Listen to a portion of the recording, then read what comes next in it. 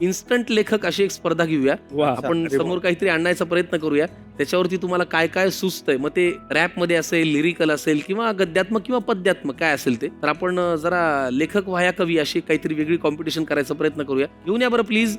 बरं असं नाही की नंबर कुणाचा, ज्याला सुचेल त्यांनी बोलायला सुरुवात करायची. पहिल्यांदा आपण घेऊया खिसणी. याच्यावरती तुम्हाला काय सुचतंय? खिसणीवरनं मला सुचतंय आमच्या channel meetings. Channel meetings of course की एवढं लिहिलंय स्टेजवरती परफॉर्म होताना ते 10 मिनिटात संपतं, 15 मिनिटात संपतं, पण त्याच्यासाठी 2-2 दिवस आम्ही असेच घासावी लागते. तिथे असंच किस पडतो. हो. इथे असाच कीज पडतो. चला आपण एक काम करूया, वेगळं काहीतरी घेऊ. लाटणं घेऊया. ह्याच्यावरती सुचण्यासारखं खूप काही आहे. योगेश सुरुवात कर. लाटणं म्हटलं श्रेय लाटणं हे झालं.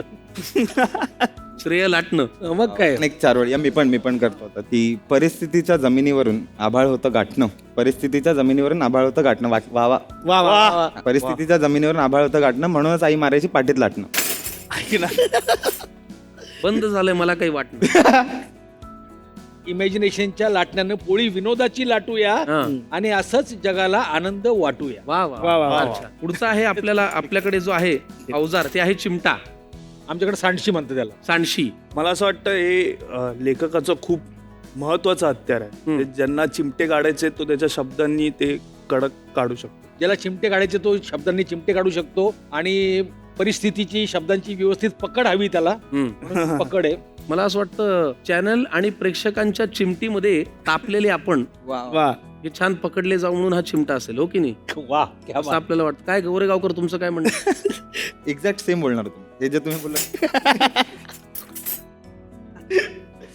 चोलणं काय म्हणते याला? त्याला काय साल काढायचंय. आणि- कुणाची सालं काढायची?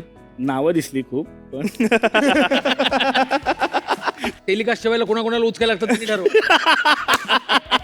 ज्याचं त्यांनी समजून घ्यावं. नाही, पण मला पण हे तेच वाटतं की एक आहे ना, हे असं हत्यार आहे लेखकाचंच, दिसतं पण पेनासारखं.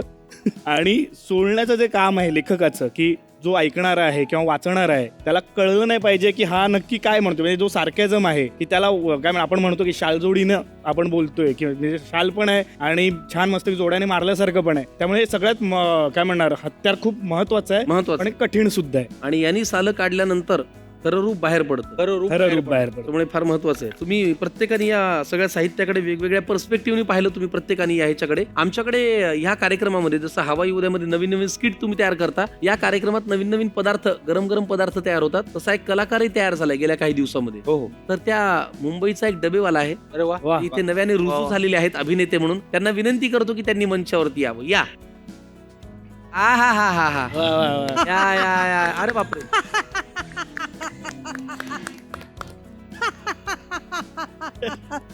हसले ते आमच्याकडे. तुमच्या विनोदावर असते का आमच्यावर असते?